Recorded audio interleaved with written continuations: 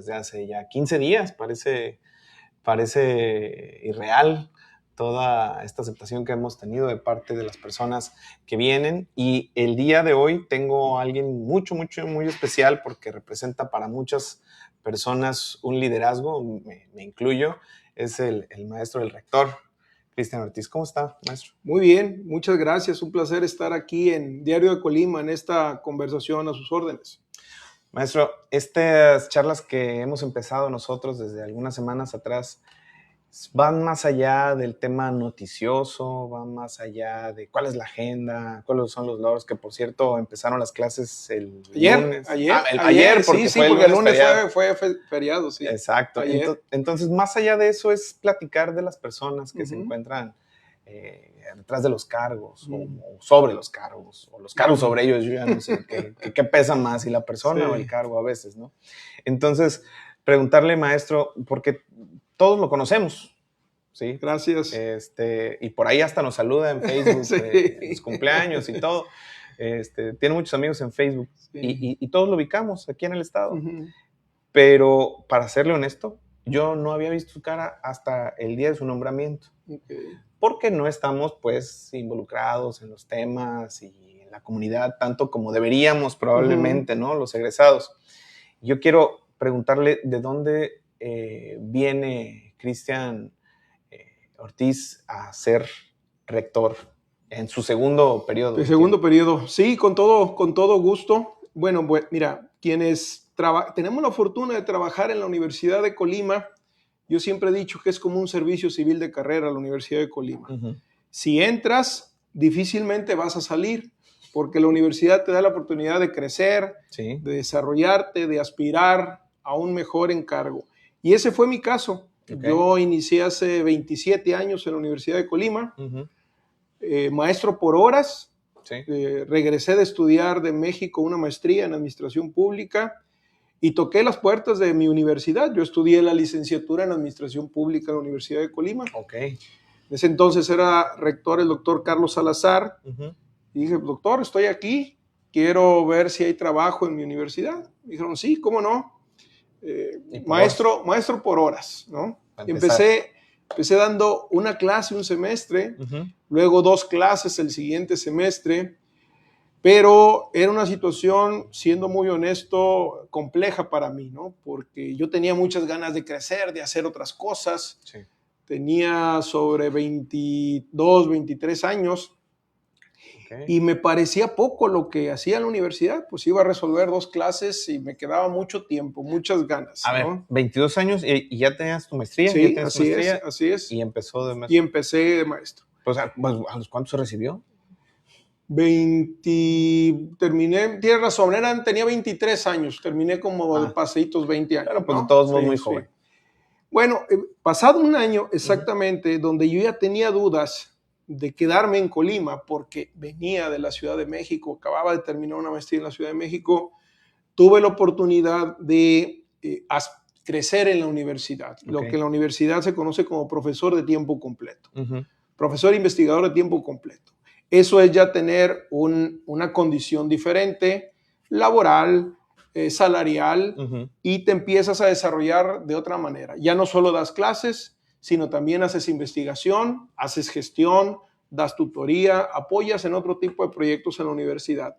Cuando eso sucedió, empecé a afirmar la idea de que me podía quedar en la universidad, de que yo me quería desarrollar en la universidad, hacer carrera. ¿De qué daba clases? Daba clases de administración pública municipal, administración pública federal, gestión legislativa, planeación, políticas públicas. Estoy hablando de la serie de clases que yo daba en la Facultad de Ciencias Políticas y Sociales. Con el tiempo. No todas juntas, juntas. Un semestre algunas, luego otras. Entonces, creí que esa podía ser un camino de desarrollo para mí. Sin embargo, siempre estuvo presente, considerando que yo había estudié Administración Pública, licenciatura, Administración Pública, la maestría, de desarrollarme en quizá un gobierno municipal, un gobierno estatal, un gobierno federal. Siempre tuve esa inquietud. De desarrollo 4 años como profesor de tiempo completo, y finalmente viene una oportunidad que ya fue determinante en mi vida universitaria y en mi vida profesional, cuando el rector en turno me invita a ser director de la Facultad de Ciencias Políticas y Sociales. Okay. Eso fue en el 2004, enero de 2004. Fue una decisión compleja para mí porque era muy joven, no tenía tanto en la universidad, era un reto para mí en todas sus expresiones, pero finalmente dije que sí. Es un crecimiento como la espuma. Sí, claro. Bueno, no sé si como la espuma, pero un crecimiento al fin. Era mi facultad. Sí. Yo quiero mucho mi facultad. Entonces, finalmente soy director de la Facultad de Ciencias Políticas y Sociales, 4 años, que es el periodo que nuestra normativa establece para ser director como plazo máximo. Pueden ser 2 o pueden ser 4. Okay. Después de esos 4 años, el siguiente rector me invita a la responsabilidad de coordinación de coordinador general de comunicación social. Era seguir creciendo en la vida universitaria, en el escalafón universitario. Ahí estuve también 4 años, poquito más de 4 años, 4 años y meses. Y después viene una sucesión rectoral.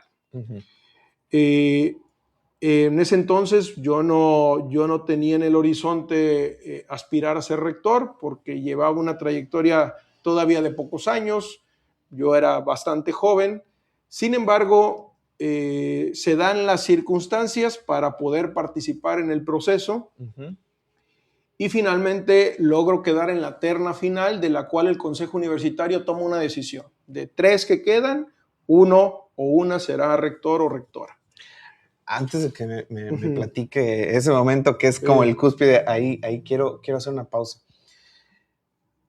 Administrador, y luego maestrías para ser maestro en administración pública. Me acaba de decir que hay un tema por ahí de que a lo mejor algún cargo público ya lo trae usted en la cabeza.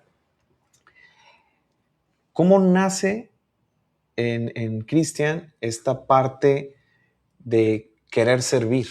¿Qué hay en la adolescencia probablemente? ¿O qué vieron? ¿O tiene algún tipo de familiar que estaba en el servicio público que le inspiró? Sí, eso es una pregunta, me parece estratégica, muy oportuna. Sí, efectivamente, mi padre es médico.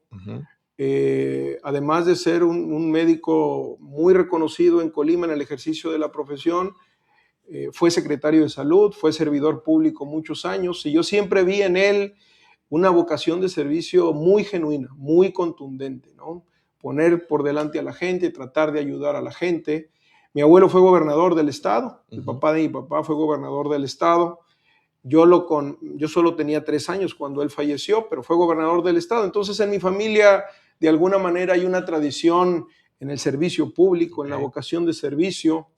Cuando yo decidí lo que quería estudiar, tenía claro que no quería estudiar medicina, porque yo soy el hijo mayor y mi papá hizo un esfuerzo porque yo estudiara medicina. Como todos los papás. Sin embargo, finalmente me dio una libertad para estudiar algo que tenía que ver con las ciencias sociales y que está vinculado a lo que me acabas de preguntar, ¿no?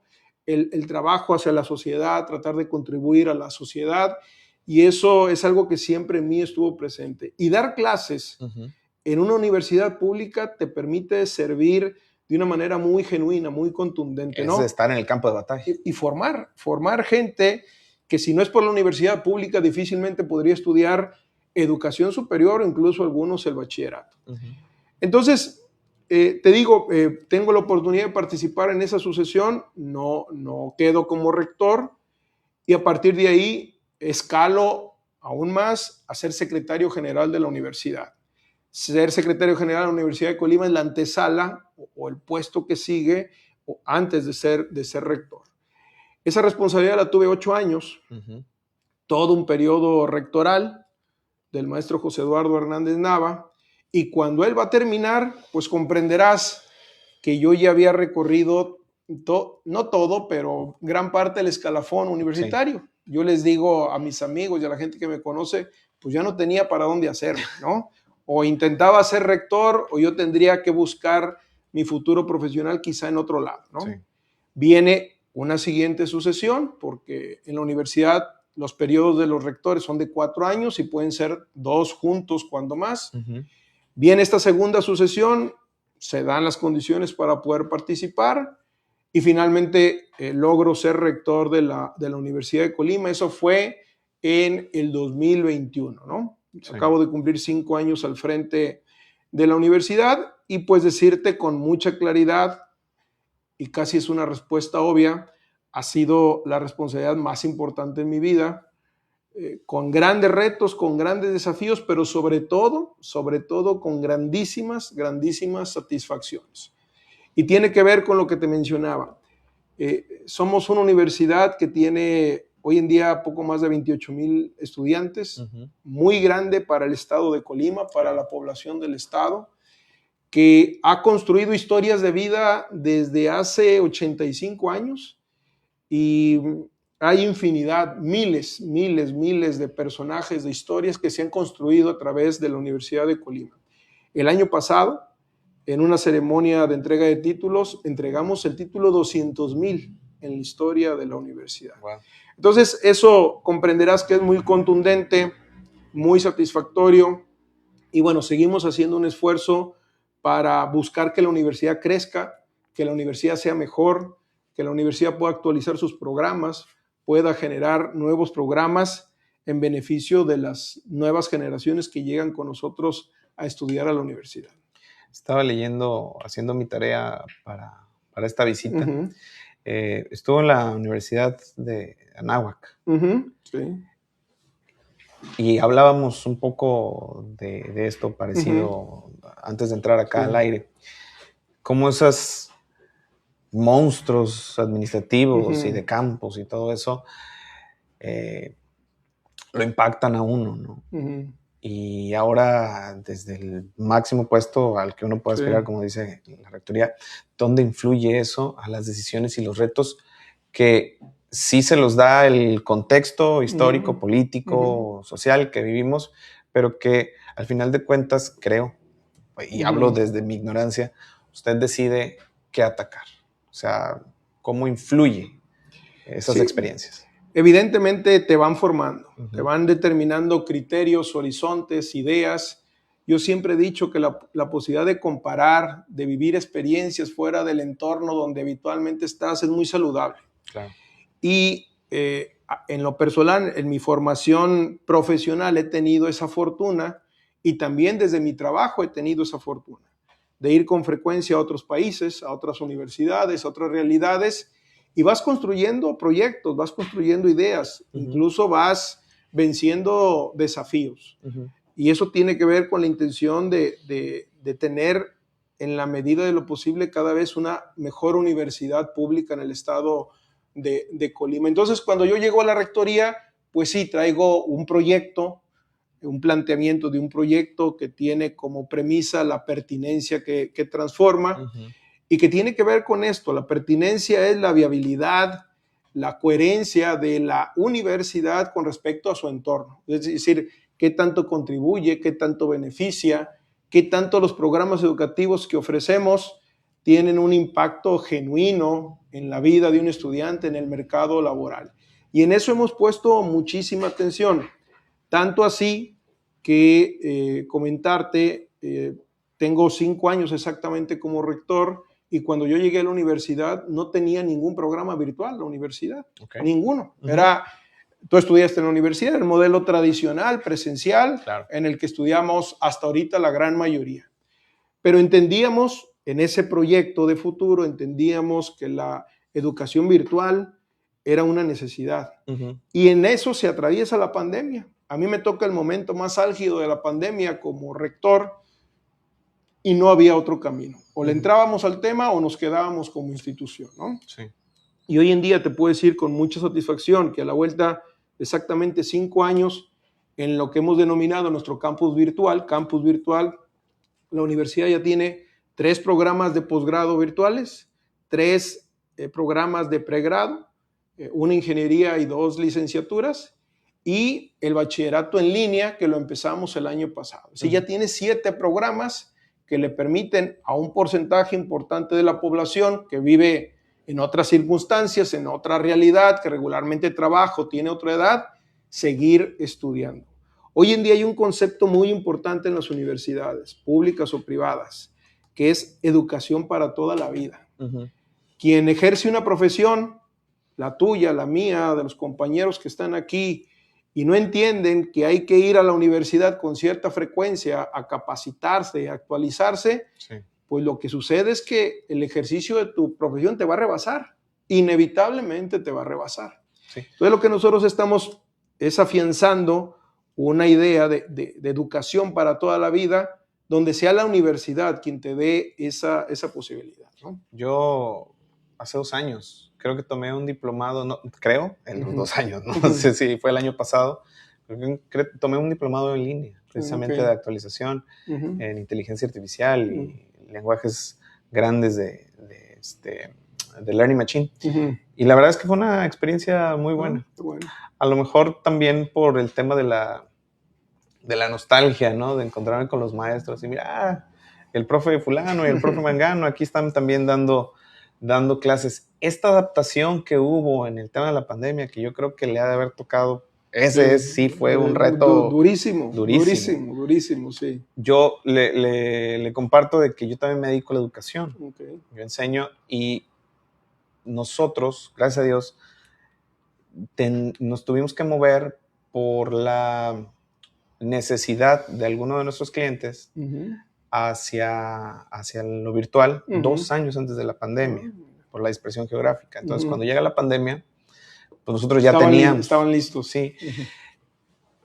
Nosotros. Pero hay una idiosincrasia en el alumno que fue muy compleja. En la academia que todavía tengo, había maestros que estudiaban con nosotros, no de la universidad, maestros de educación primaria, que les propuse, bueno, es que nosotros sabemos hacer Zoom, sabemos hacer Meet, sabemos hacer un montón de cosas desde hace varios años, sigan asistiendo a clases. Y eran maestros, los mismos maestros que nos decían, que les estaba pidiendo a la secretaría en ese momento irse al aula virtual, decían, no, porque no funciona. Y yo me quedaba así, ¿dónde está la congruencia, no? Supongo que el reto no nada más fue con los estudiantes, porque al final de cuentas el estudiante tiene la necesidad y la obligación de seguir estudiando si quiere terminar, ¿no? ¿Cuál fue la idiosincrasia, el reto cultural con el mismo profesorado? Pero lo describes bastante bien y tienes la experiencia. A ver, a todos, en todo el planeta, la pandemia nos agarró con las manos en la puerta, como decimos habitualmente, ¿no? Nosotros como institución teníamos una capacidad decorosa, pero eso era lo que teníamos. Entonces lo que empezamos a hacer fue capacitar a nuestros profesores. En un programa muy ambicioso y relativamente rápido, capacitar a nuestros profesores. Porque si no lo hacíamos, lo que iba a suceder, y ante la incertidumbre de no saber cuándo íbamos a regresar, recordarás esos momentos, lo que iba a suceder es que podíamos perder miles de estudiantes en educación media superior, en la Universidad de Colima y en todo el mundo, ¿no? Entonces necesitábamos que los profesores entendieran esa circunstancia, esa realidad, se comprometieran y se capacitaran. Entonces fue un tema que hicimos en paralelo, ¿no? Seguir dando clases de manera virtual con lo que teníamos a la mano y capacitando al profesor. Afortunadamente, en el caso nuestro, fue un proceso relativamente rápido, que nos permitió al siguiente semestre ya ofrecer algo un poco diferente a los estudiantes. Sin embargo, un factor que jugaba en contra era el tiempo y la incertidumbre, ¿no? El ser humano con la incertidumbre tiene comportamientos muy, muy complejos, es decir, porque nadie sabía cuándo íbamos a regresar. Claro. Y recordarás que la educación en México fue el último sector que regresó a la presencialidad. Entonces tuvimos más de un año. Para un muchacho que tiene 17, 18, 19 años, dile que va a estar un año todos los días pegado a una pantalla, que no va a ir a su universidad, que no conoce a sus compañeros, que no conoce a sus maestros. Fue un tema muy, muy complejo. Sí.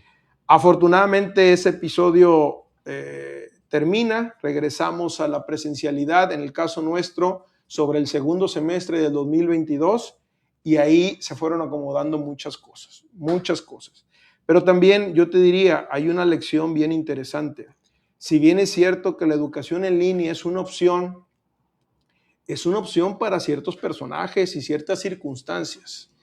El muchacho que no interrumpe su trayectoria escolar convencional, no es su mejor opción la educación en línea, ¿no? Porque son adolescentes o son muy jóvenes y parte de lo que les da la universidad es la convivencia, es socializar. La constancia y la disciplina. Sí, es desarrollarse en un entorno que los hace crecer como personas, no solo como profesionistas. Entonces, lo que nosotros identificamos con mucha claridad es que no querían ya nada que fuera de manera virtual. Claro. Querían estar, querían identificarse, querían conocerse, querían convivir y querían aprender. Entonces, ahí te das cuenta que estas opciones virtuales en línea sirven, pero, insisto, para de repente segmentos o públicos diferentes, como tú o como yo, que tenemos una responsabilidad laboral y que de repente nos dice la Universidad de Colima, vamos a tener la licenciatura en Derecho en línea, que la vamos a tener a partir de agosto. Y decir, yo siempre quise estudiar Derecho. Lo estoy diciendo en realidad. Sí, claro. Y nunca lo he podido hacer.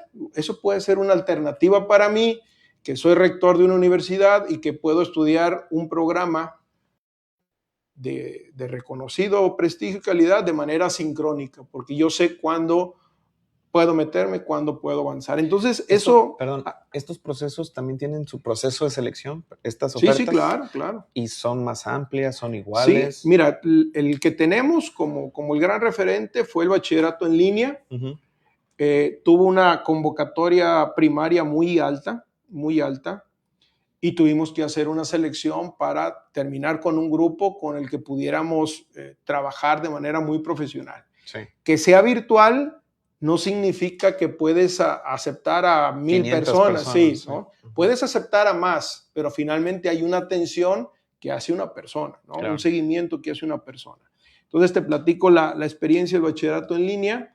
En la primera generación tuvimos una convocatoria sobre 120 personas, y ahorita el bachillerato en línea tiene 85. Empezaron un poco más de 85, ¿no?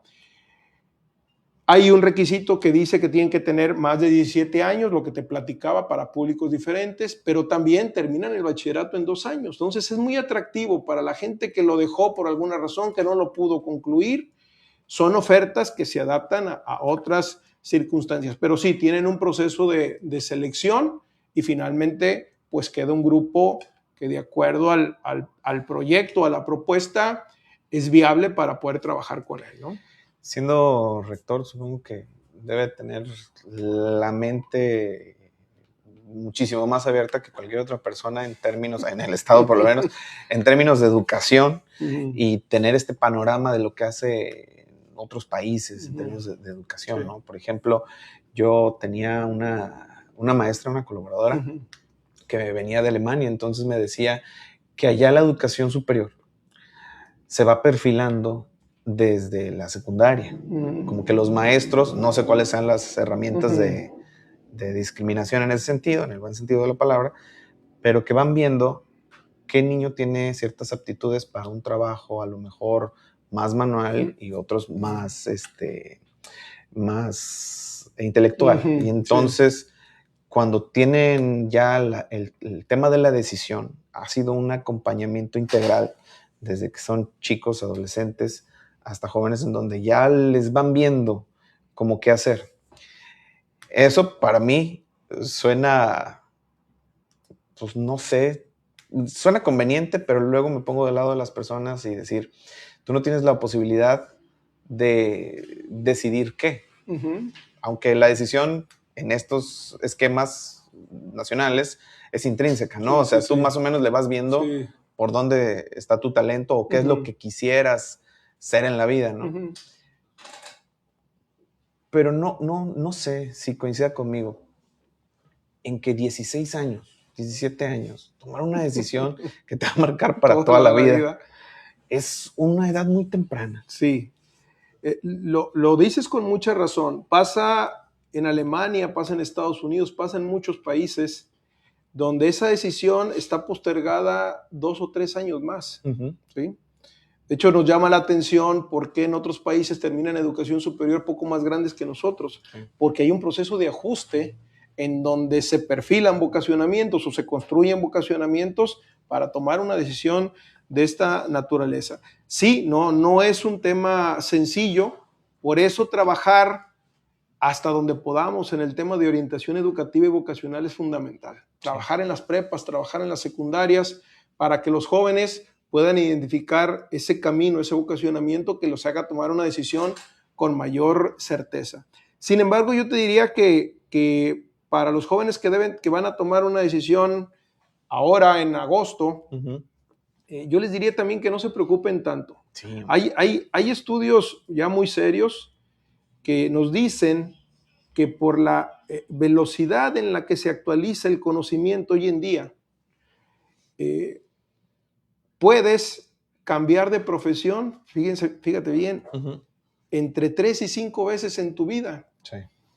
Para quienes tienen 18, 19 años, ¿no? Entonces, va a ser muy común y está siendo muy común que estudies, no sé, periodismo, ejerzas el periodismo 2, 3 años y después tengas una circunstancia laboral diferente y tengas que estudiar otra cosa para poder ser competente y a los años otra cosa para poder ser competente. Entonces es un camino que difícilmente va a estar gobernado por una sola formación profesional como pasaba hace 25 o 30 años. Sí.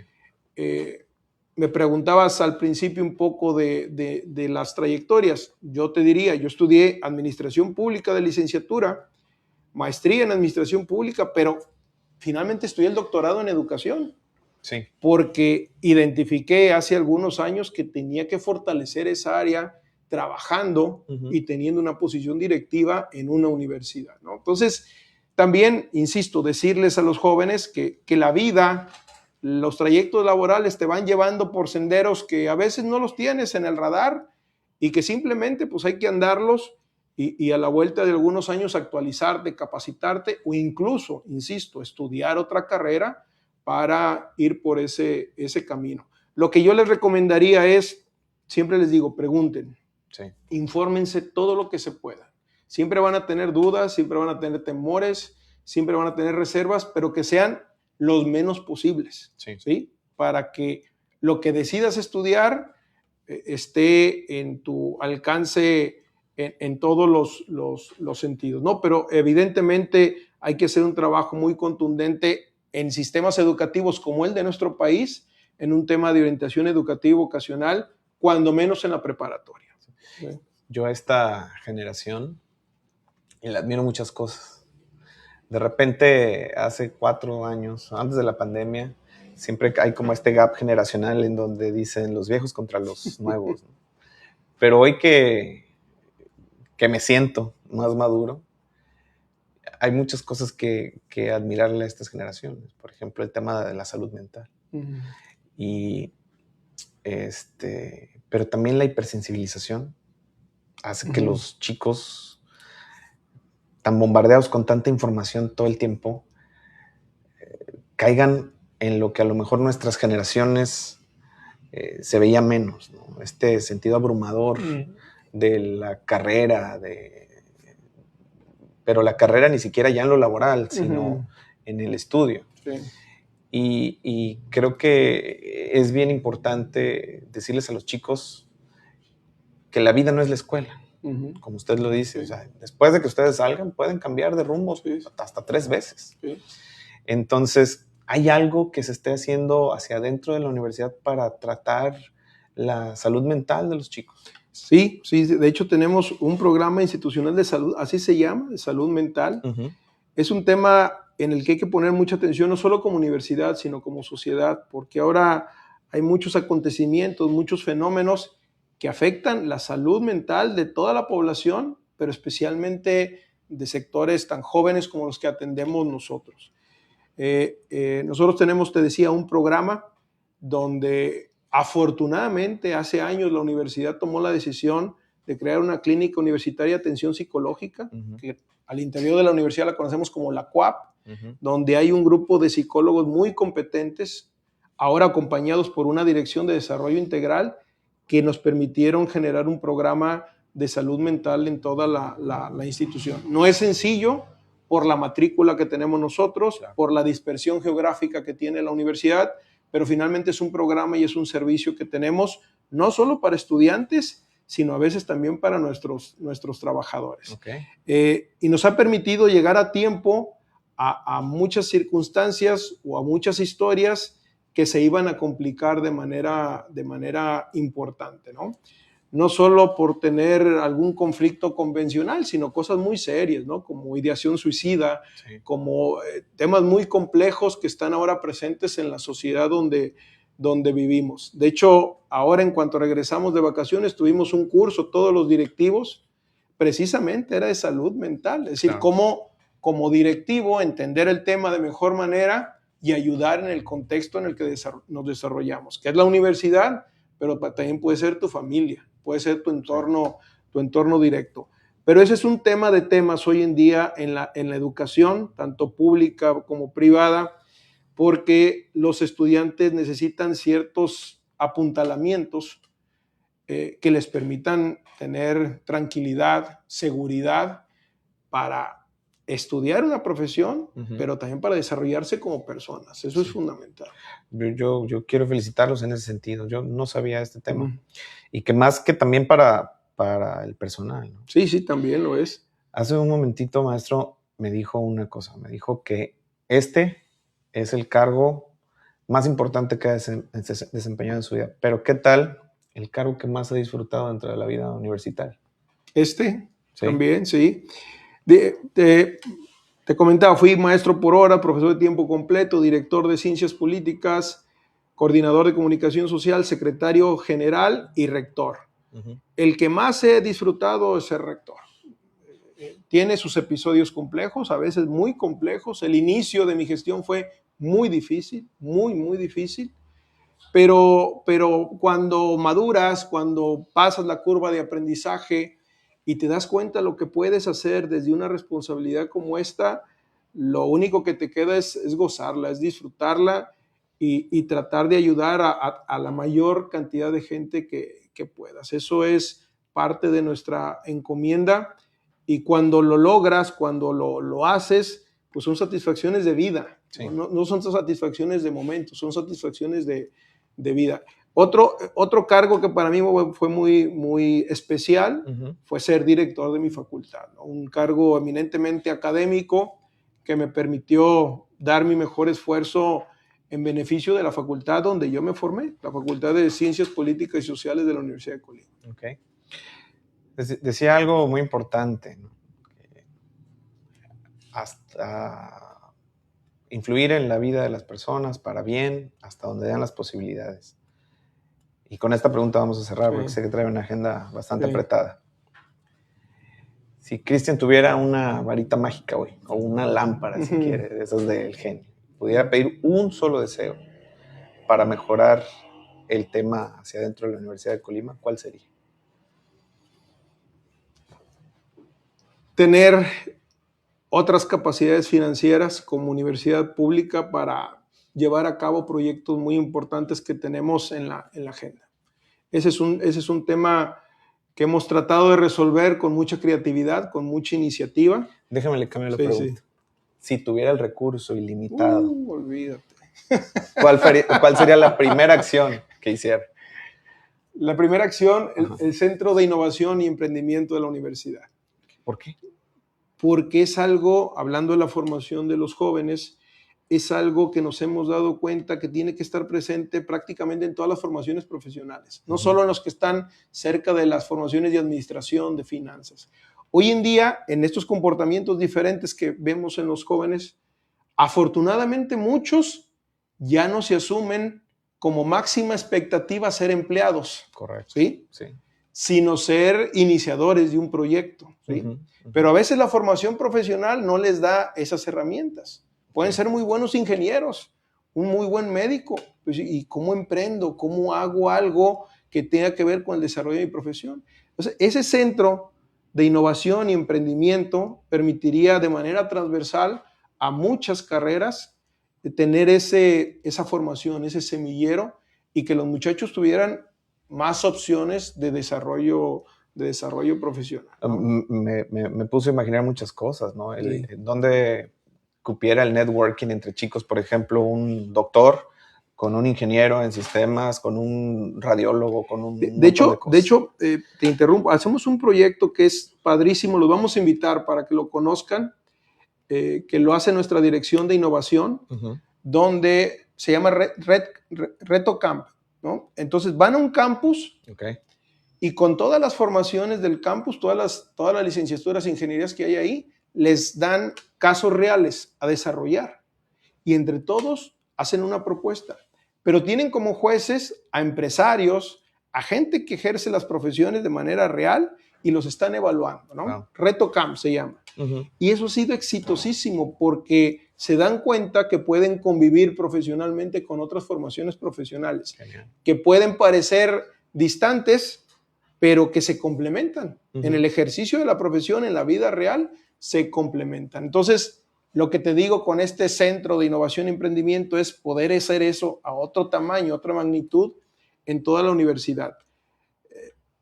Nosotros tenemos un desafío que no es menor. La universidad es muy grande y tiene una desconcentración geográfica importante. Entonces, en Manzanillo tenemos casi 5,000 estudiantes. En Tecomán tenemos casi 5,000 estudiantes. Entonces, atenderlos de manera homogénea a todos no es sencillo, ¿no? Entonces, eso es un reto importante.